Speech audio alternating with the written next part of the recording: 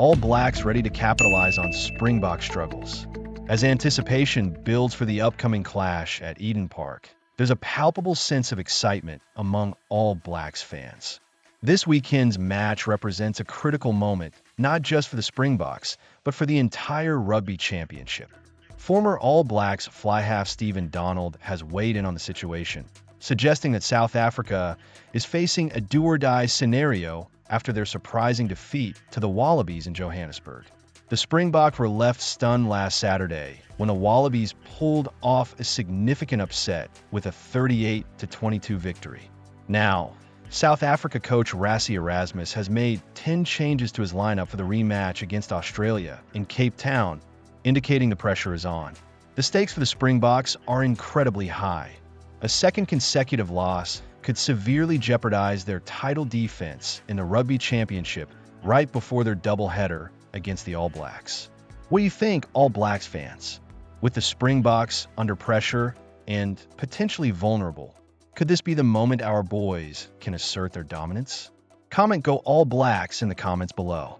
Donald rightly points out that the importance of the upcoming match has skyrocketed for South Africa.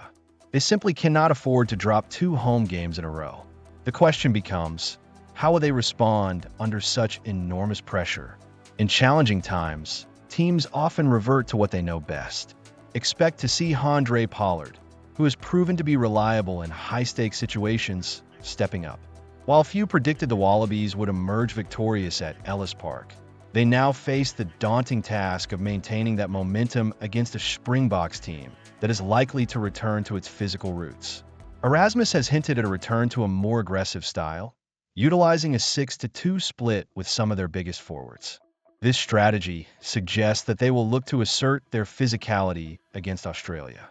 It's thrilling to consider how this will play out. South Africa aims to control the pace of the game, while the Wallabies will want to keep things fast and loose. Joe Schmidt and his coaching staff will be strategizing how to tire out the South African forwards, which could open up opportunities for the All Blacks later in the competition. If the Wallabies can somehow pull off another win, it could dramatically shake things up in the Rugby Championship. Could they dare to dream of being 2-0 against the Springboks? Donald has even put his neck on the line, favoring the Wallabies again. It's risky, but it also stirs the pot for the entire tournament. As All Blacks fans, we should be closely monitoring this matchup. The outcome could provide us with crucial insights into how to approach the Springboks when we face them. So what are your thoughts? Do you think the Springboks will bounce back, or will the Wallabies continue their surprising run? Share your opinions in the comments, and don't forget to include your city.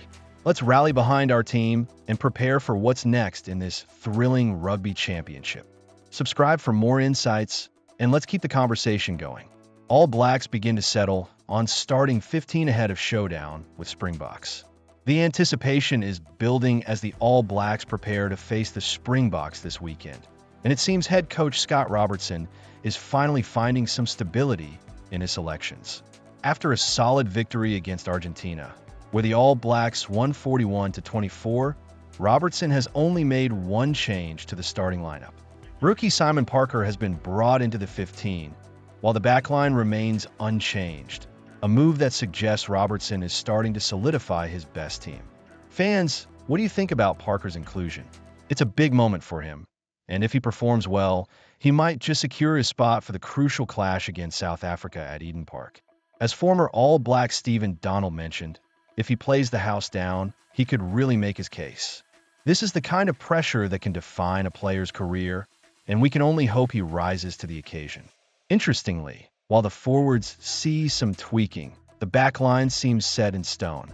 With key players Tamati Williams and Wallace Satiti returning from injury to bolster the bench, it's clear that Robertson is prioritizing a strong, cohesive unit.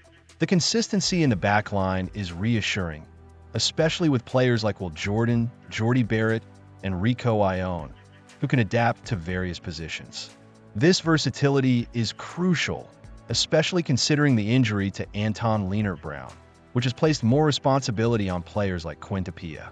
Donald's comments about the flexibility of the backline highlight a growing confidence in the squad. The All Blacks are known for their adaptability, and with the depth we have, it seems like a strong strategy moving forward. But how do you feel about the current lineup? Are you confident in Parker's ability to step up? It's exciting to see the team taking shape, especially with the big match against the Springboks looming. The All Blacks have a rich history of performances against South Africa, and fans will want to see nothing less than a dominant display. What are your thoughts on the upcoming game? How do you think our boys will fare against the Boks? Comment Go All Blacks in the comments.